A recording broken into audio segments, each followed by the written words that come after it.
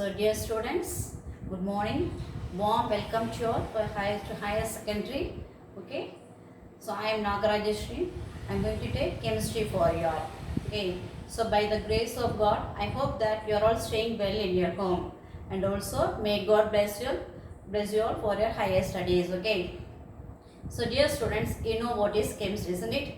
So, for the last 2 weeks, one of my colleagues, Mr. Muttaman Selvan sir, is taking chemistry for you all. So, he explained detailing about chemistry and also what is inorganic, physical and organic chemistry. Okay. Today in inorganic chemistry, unit 3, I am going to take periodic classification of elements. So, you know that, isn't it? So, chemistry plays a major role in our life, isn't it? For example, if we consider that means food to eat, clothes to wear and place to live. So these three are considered the basic needs of human life, isn't it? So chemistry plays a major role. Okay, it plays a major role in providing these needs and also helps to improve the quality of life by the help of chemistry. So chemistry is considered as a center of life. Okay, students. Okay, if we think about chemistry means which constitute, that means which is the basic particles of all the constants of matter அப்படின்னு பார்த்தோம்னா elements. Okay, elements is considered as the basic constituents of all matters. So elements is considered as the basic constituents of all matters. Okay, basic constituents of all matter.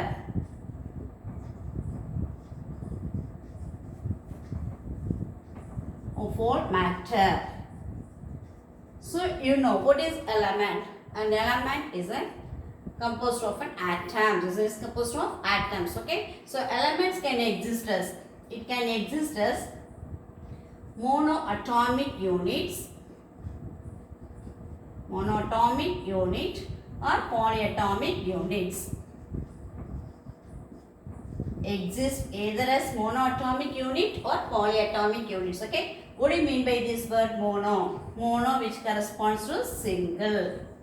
Therefore, some elements can exist as single units. That means, for example, we can consider gold, copper.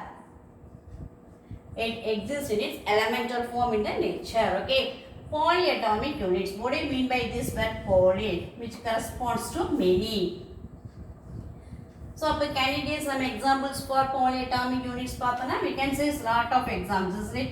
We can consider hydrogen, which exists always exists as H2, okay, and also phosphorus. It exists as P4, that means in tetrahedral form. So here it consists of 2 hydrogen atoms. Here it consists of 4 phosphorus atoms. Therefore, they just comes in the category of polyatomic units. So these elements forms the basic constants of all matters. So nowadays, that means in the olden days itself, the ancient peoples, they have used so many elements, but without knowing that they are considered as an element. For example, they have used iron, copper, okay, even they have used leads to make lead pipes. Okay, so but they are not considering it as an element. Now that means so many elements have been discovered. That means the foregoing process is carrying on till now. Nowadays, if you see, means nearly 118 elements has been discovered. So up to now, that means nearly 118 elements have been discovered yet. Okay. So out of these 118 elements, the elements which forms from atomic number 1 to 92. That means from atomic number 1 to 92, these elements are exist in nature itself. Otherwise, we can call it as naturally occurring elements. Okay, that means from atomic number 1 to 92, the elements occurs in nature itself. So afterward, that means after above 92, the elements has been, that means synthetically prepared or by the presence of man-made effects. Okay, or they are that means there may be some radioactive elements also there. Okay, these are some basic ideas about what kind of elements. So what's the need for the classification of these elements? Okay, suppose if you are going to a fruit shop, now what we can find there? The fruits are arranged in orderly manner. So in one place apples are arranged, in another place oranges are arranged, in guava fruit is arranged in some other place. So what's the purpose of arranging these fruits? It is easy, isn't it? It is easy for the buyer as well as for the seller. So if we arrange it properly means we can easily, if a person come and ask 1 kg of apples means you can easily give it to him. So we, and also if we just visit the library means there also we can find the books are arranged in orderly manner, isn't it? There are so many shelves are there, so many places, so many rooms are there. In one side we have English books. Even though the English books are arranged there, that itself there are so many places, isn't it? That means the English novels are arranged in one shelf, English poems are arranged in one shelf, and prose as like that they have arranged. So it is easy for the person to take the books whatever he needs, okay, as like that. So here also, since there are nearly 118 elements are there, it is not easy to study the properties, okay, it is not easy to study the properties of each elements individually. Therefore what to do then? So there came an idea of arranging these elements in a periodic table, okay. So what's the basic idea of arranging these elements? Partana, so many scientists have arranged the elements in so many ways, okay. So first let us see the history of arrangement of elements. In the 10th standard or in your earlier classes, I hope that you have studied the periodic table, isn't it? So nowadays we are following the periodic table. Do you know who formulated the periodic table? It's Henry Moseley, isn't it? It's Henry Moseley. He arranged these elements in the order of increasing atomic numbers, okay ma? In the order of increasing atomic number. Nowadays we are following the periodic table. Have you seen it now? So this is a simple representation of periodic table, isn't it? The table, periodic table which is given in your book. So this is the simplest form of it's a framework. Just consider this a framework of periodic table, and this periodic table is called as the modern periodic table, which was proposed by Henry Moseley. So can you remind now the periodic table? Here the elements, for example, if you consider the first element means hydrogen, helium, then lithium, beryllium, boron, carbon, nitrogen, oxygen, fluorine, neon. So as like these elements are arranged in a periodic table nowadays, okay. Here the elements are arranged according to the order of increasing atomic number. So nowadays we are following this periodic table. But before following this periodic table, is it easy to classify all these elements? No, so many attempts were made by so many scientists, okay. So many attempts were made of classifying the elements in so many ways. So let us study the history of arrangement of, that means classification of elements whose attempts were made earlier, okay. Let us see that one by one now. So first one, Anthony Lavoisier.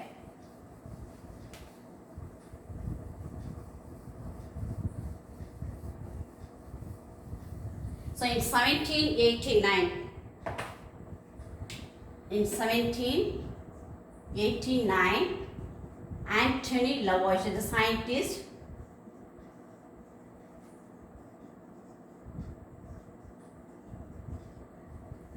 Anthony Lavoisier. So he grouped 23 elements, okay. He grouped 23 elements which were discovered by several experiments. So first one, in 1789, Anthony Lavoisier, he only just arranged the 23 elements and not arranged, grouped these 23 elements which were made by several experiments during his period. So in these 23 elements were classified as 4 groups, okay. These 23 elements were classified into 4 groups, okay, according to Anthony Lavoisier. So what are the 4 groups?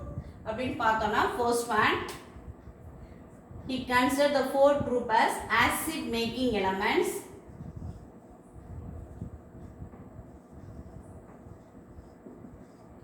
gas-like elements,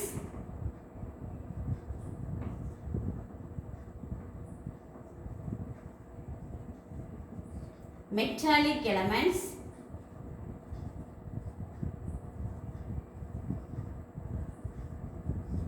and then earthy elements.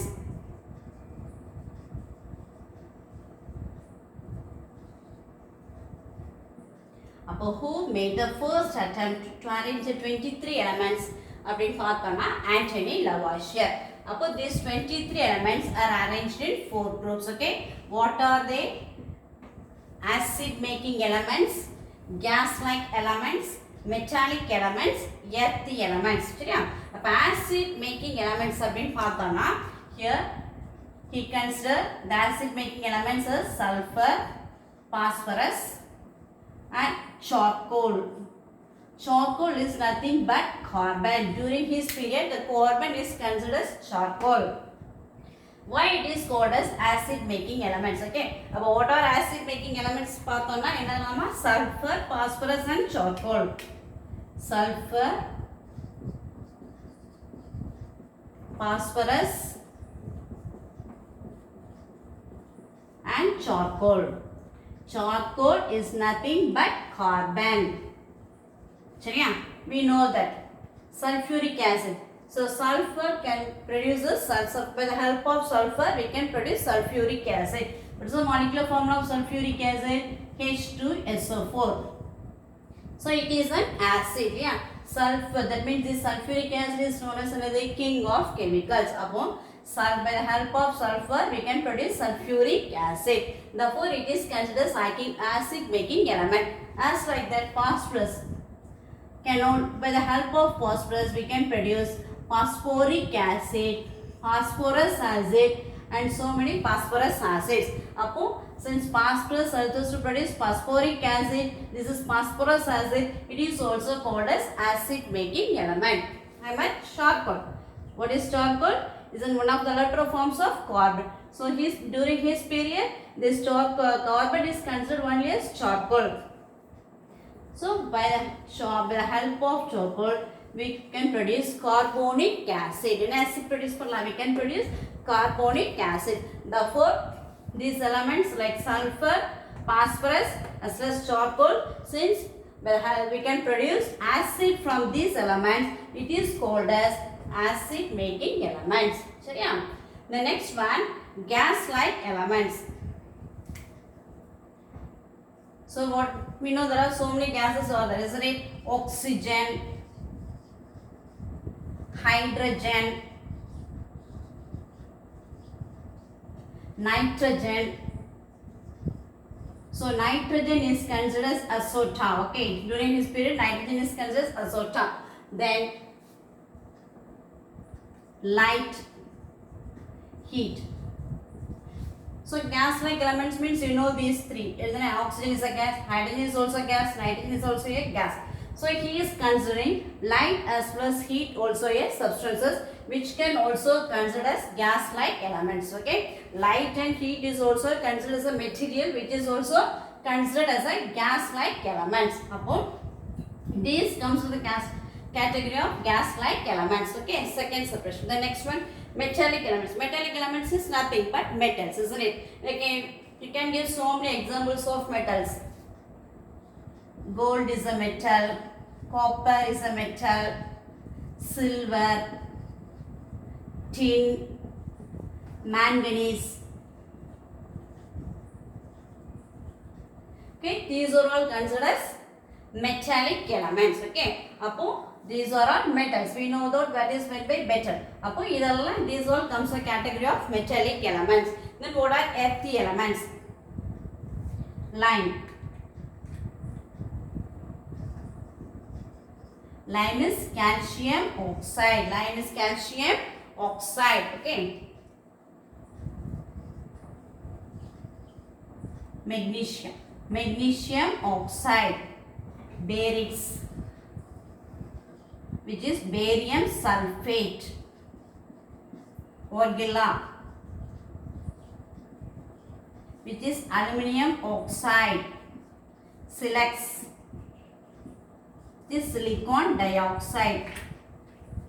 Okay, we know that aluminium, barium, calcium, these are all metals, isn't it? Aluminium, magnesium, and calcium, these are all considered to be metals. But then why it is called as earthy elements? So just look at this. These all occurs in combined form, isn't it? So either it occurs in oxide form, line here calcium exists in calcium oxide. So it occurs as oxide form. Magnesium, here magnesium, it occurs as oxide form. Therefore, these, even though these are all metals, they occurs in either oxide form or in sulfate form and so on. Okay? Even though these all occurs, that means these elements in oxide form or in sulfate form exist abundantly in earth. Therefore, they are called as earthy elements. Okay, Argilla means it is nothing but aluminum oxide silax, which we call as silicon dioxide. Since they all occurs abundantly in earth, it is called as, according to his period, these are considered as earthy elements. This is the classification, not classification, grouping of these 23 elements in 4 groups according to Anthony Lavoisier. So once again, they are considered as acid making elements, gas like elements, metallic elements and earthy elements. So only 23 elements according to during his period has arranged as like this. So this is the Anthony Lavoisier's arrangement of 23 elements into groups. Okay, let us pass on to the next one.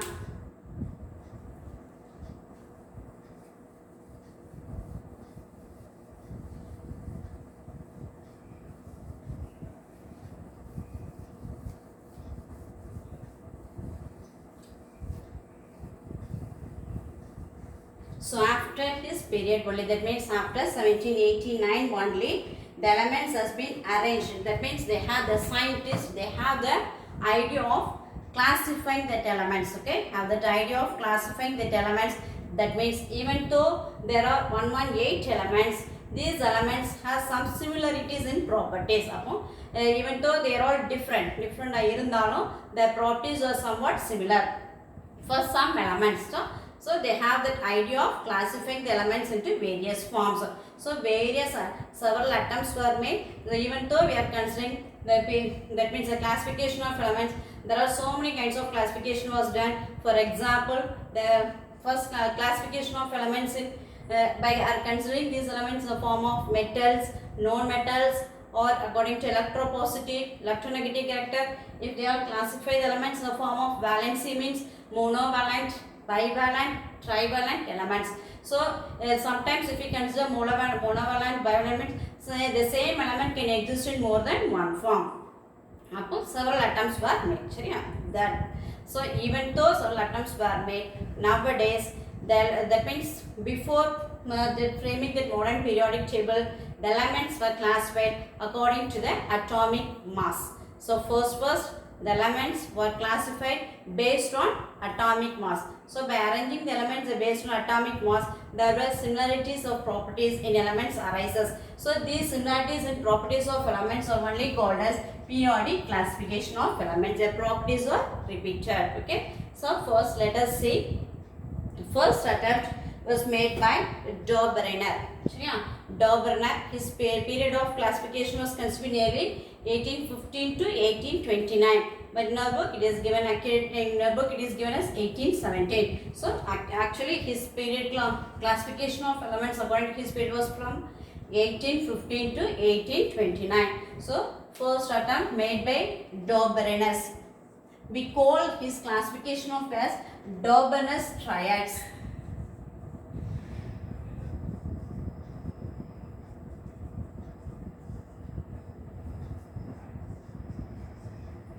So what is meant by Dobrynin's triads? So he arranged the elements in the order of three groups. Okay, he arranged. What do you mean by this word triads? Three. So three elements were arranged in the groups. Okay. For example, if you consider lithium, sodium, potassium. So let us see his framing now. Lithium, sodium, potassium, chlorine, bromine, iodine, calcium, strontium, barium. So you just group the elements in the form of triads. The first triad consists of lithium, sodium, potassium. The second triad consists of chlorine, bromine, iodine. So the third triad consists of calcium, strontium and barium. So what's the relationship between these students? That means the atomic mass of the middle element. So this is the middle element of the first triad. So this is the middle element of the second triad and this is the middle element of the third triad. So according to Doberan's law of triad, that means the atomic mass of the middle element is nearly the arithmetic mean of the atomic mass of other two elements. Okay, what's Doberan's law of triads? The atomic weight of middle element is the arithmetic, that means the average of atomic mass of the other two elements. Okay, so how can we consider? So for example, let us find the atomic mass of sodium. How we have to calculate the atomic mass of sodium according to Doberan's triad. So here the atomic mass of lithium is considered to be 7. Shariya? Atomic mass of lithium is 7, whereas for potassium it is 23. Therefore, the average of these two is the atomic mass of the middle element. Appo, atomic mass of lithium is 7, for potassium it is 23. By taking the average of this, atomic mass of potassium is 35.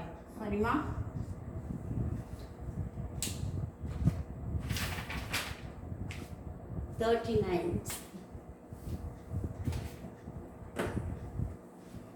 So 23 when the sodium atomic mass 23. How it becomes 23? The atomic mass of lithium is 7, whereas atomic mass of potassium is 39. Therefore, by taking the average of these two, so while we are adding these two, we are getting 7 plus 9, 16, 1, 46 divided by 2, which is equal to 23.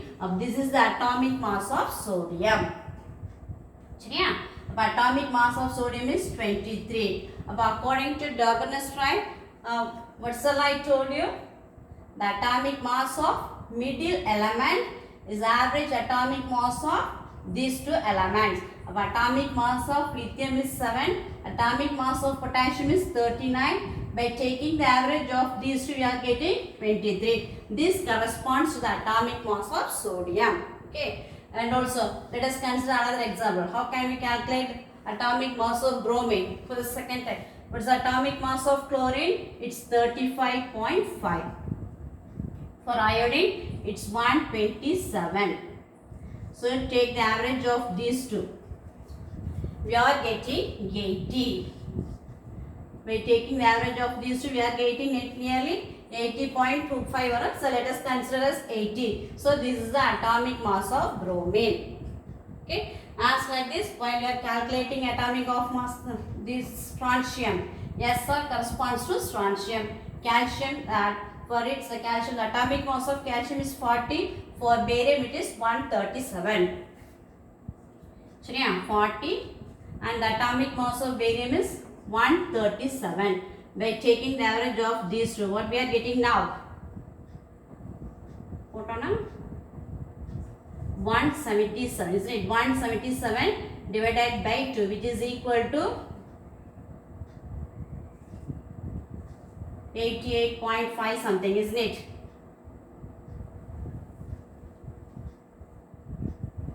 So nearly it is equal to what now?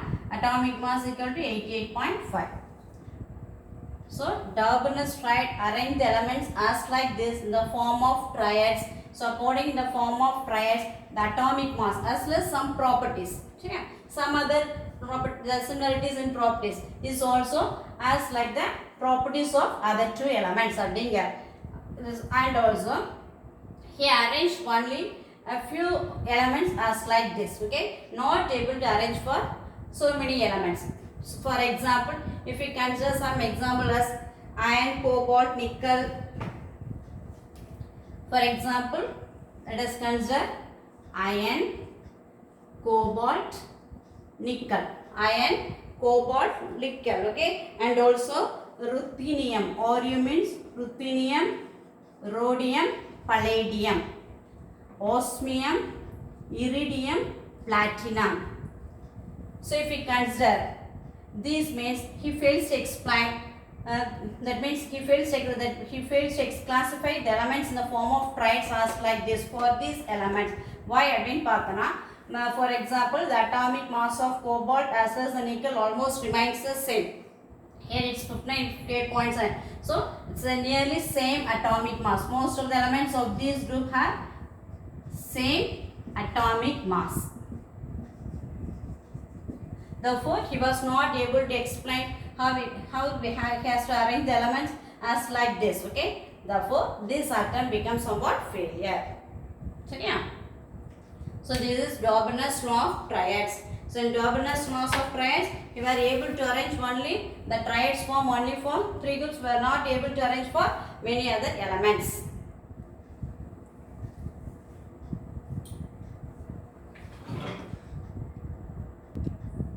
Okay, listen actually, while we are adding these two, by taking the average of this chlorine 35.5 as well as iodine, the atomic mass 127.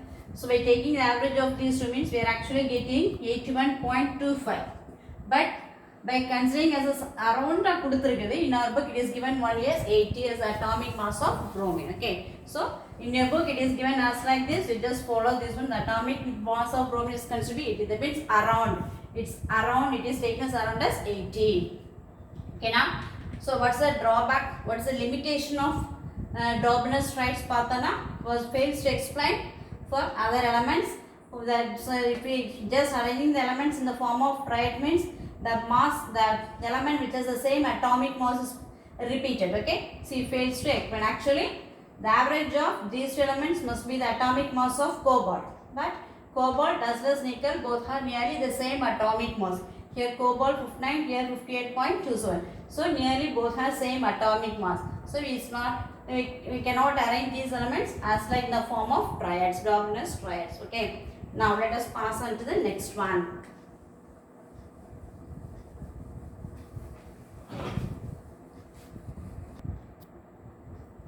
Okay, dear students, let us have a conclusion of this class now. Okay, so first one, what is elements? So we can classify the elements into monoatomic units and polyatomic units. How Anthony Lavoisier classified the elements and how many elements have been discovered during his period. So what are the 4 groups according to his classification, and then what state the law, state or define Dobener's law of triads, how he arranged the elements. So how the properties are related to the atomic mass according to his what's the limitation of Dobener's law of triads. I hope that you have understood clearly. So I have not today I have not taught you the long form of periodic table.